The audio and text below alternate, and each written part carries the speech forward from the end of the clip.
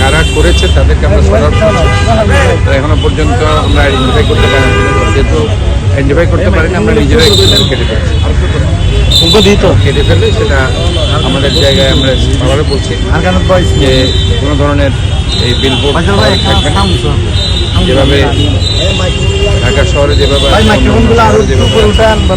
Digital যে সাইনবোর্ডগুলো পাশাপাশি LED এগুলো আমরা অনুমতি দেব, কিন্তু এ ধরনের বড় বিলবোর্ড যেগুলো সৌন্দর্যহানি করছে, নৈসর্গিক সৌন্দর্য মণ্ডিত শহরকে ম্লান করছে, এ ধরনের কোনো কিছু আমরা শহরে অ্যালাউ করব।